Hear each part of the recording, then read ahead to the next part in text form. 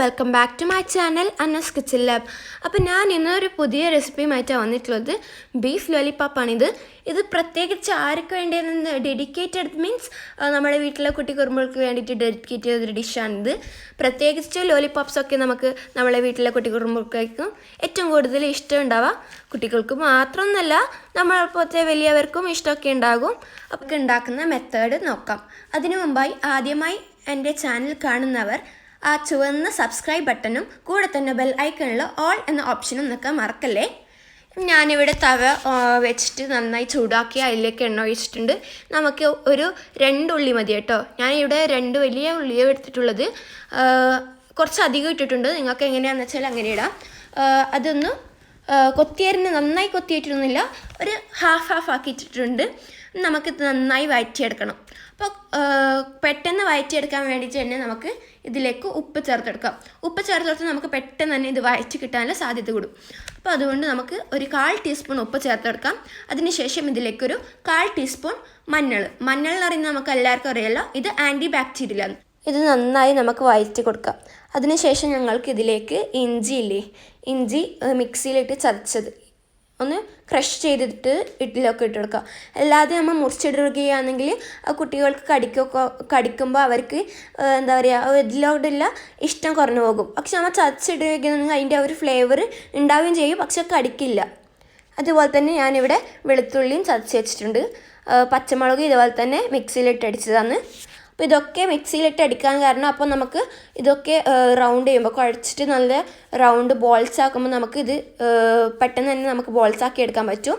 ഞാനിവിടെ 2 ടേബിൾ സ്പൂണാണ്, ചെറിയ ടേബിൾ സ്പൂൺ അല്ല, ടീസ്പൂണ് മുളകാണ് ഇട്ടിട്ടുള്ളത്.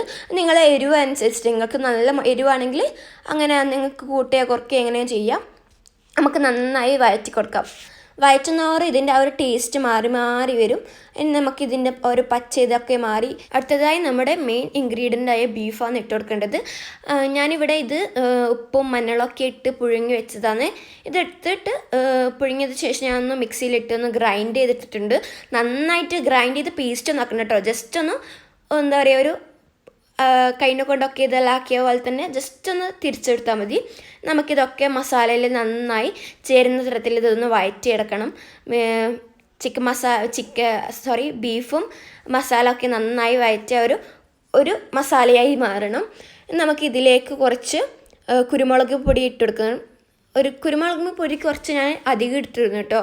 1/4 ടീസ്പൂൺ ടു 1/2 ടീസ്പൂൺ ഞാൻ ഇട്ടെടുത്തിട്ടുണ്ട്. നിങ്ങൾക്ക് എങ്ങനെയാണെന്ന് വെച്ചാൽ അങ്ങനെ ഇടാം. പിന്നെ ഗരം മസാലയാണ് നമുക്കിനി ഇട്ടുകൊടുക്കാൻ ആവശ്യം. ഗരം മസാല നിങ്ങൾ വിചാരിക്കും ഇതെന്താ മഞ്ഞ കളറ്, ഇത് വീട്ടിൽ തന്നെ ഉണ്ടാക്കിയൊരു ഗരം മസാലയാണ്. ആർക്കെങ്കിലും ഇതിൻ്റെ റെസിപ്പി വേണമെന്നുണ്ടെങ്കിൽ കമൻറ്റ് ബോക്സിൽ താഴെ പറഞ്ഞാൽ മതി. ആ ഒരു വീഡിയോ ഞാൻ ചെയ്യുന്നതായിരിക്കും. കൂടെ തന്നെ ഞാൻ വീട്ടിൽ തന്നെയാണ് ചിക്കൻ മസാല ഇതൊക്കെ ചെയ്യാറുള്ളത്. സാമ്പാർ മസാല ഇതൊക്കെ വീട്ടിൽ തന്നെ ഉണ്ടാക്കുന്നതാണ്.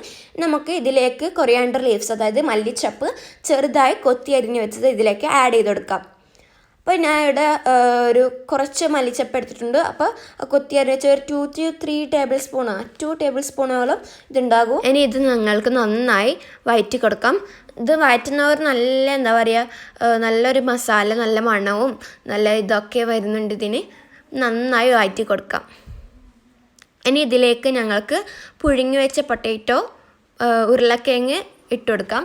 പുഴുങ്ങിയിട്ട് ഞാൻ ഇവിടെ 2 പൊട്ടാറ്റോ എടുത്തിട്ടുള്ളത്, അത് സ്മാഷ് ചെയ്ത് വെച്ചിട്ടുണ്ട്. ഇനി നമുക്കിത് മസാലയ്ക്ക് ചേർത്ത് കൊടുക്കാം.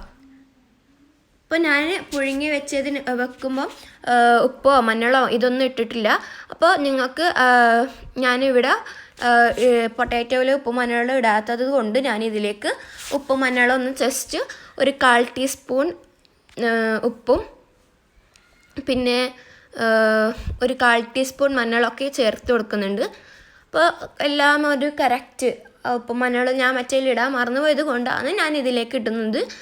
നിങ്ങൾ മറ്റേൽ ഇടുന്നുണ്ടെങ്കിൽ പിന്നെ ഇതിലേക്ക് ഇടേണ്ട ആവശ്യമില്ല. അപ്പോൾ ഇത് ഉപ്പും മഞ്ഞളും ഇട്ടതിന് ശേഷം നമുക്ക് നന്നായി ഈ ഉപ്പും മഞ്ഞളൊക്കെ ആ പൊട്ടാറ്റയിലും മസാലയിലൊക്കെ ചേർന്ന വിധത്തിൽ നമുക്ക് നന്നായി ഒന്ന് മിക്സ് ചെയ്തെടുക്കാം, വഴറ്റി കൊടുക്കുക. അപ്പോൾ ഇത് നമ്മുടെ മസാല റെഡി ആയിട്ടുണ്ട്. അടുത്തതായി ഞങ്ങൾക്കിത് ഉരുട്ടി എടുക്കുകയാണ് വേണ്ടത്. അപ്പോൾ ഇതുപോലത്തെ വലിയ കഷ്ണം പൊട്ടാറ്റോ ഉണ്ടെങ്കിൽ അതൊന്ന് സ്മാഷ് ചെയ്ത് ചെറുതാക്കി എടുക്കാം. അപ്പോൾ ഇനി ഇതുപോലെ നമുക്കൊന്ന് കൈ വെള്ളയിൽ വെച്ച് നന്നായി ഉരുട്ടിയെടുക്കാം. അപ്പോൾ ഈ പൊട്ടാറ്റോ ആ ഒരു വലിയ വലിയ കഷ്ണം പൊട്ടിച്ച് എടുത്തിട്ടില്ലെങ്കിൽ നമുക്ക് ആ ഒരു റൗണ്ട് ഷേപ്പിൻ്റെ ആ ഒരു ഫിനിഷിങ് കിട്ടാൻ സാധ്യത കുറവാണ്. അതുകൊണ്ട് നമുക്കതൊക്കെ പൊട്ടിച്ചിട്ട് വേണം ഇത് ഉരുട്ടി എടുക്കേണ്ടത്. അപ്പോൾ കുറച്ച് ചെറിയ ചെറിയ ബോൾസ് ആക്കിയാൽ മതി. അതൊക്കെയല്ലേ ചെറിയ ചെറിയ ബോൾസ് അല്ലേ കാണാൻ നല്ല രസം. അപ്പോൾ ഒരു കുറച്ച് മസാലയിൽ കുറച്ച് ചെറിയ ചെറിയ ബോൾസ് ആക്കി വെച്ചിട്ടുണ്ട് ഞാനിവിടെ കുറച്ച്. അപ്പോൾ നമുക്ക് ബാക്കിയൊക്കെ ഇതുപോലെ തന്നെ ചെയ്തെടുക്കാം. ഇനി നമുക്ക് വേണ്ടത് മുട്ടയാണ്. മുട്ട ഒന്ന് ഇച്ചിരി ഉപ്പ് ചേർത്ത് നമുക്ക് നന്നായി ബീറ്റ് ചെയ്തെടുക്കാം. ഒരു മുട്ട മതിയാകും കേട്ടോ.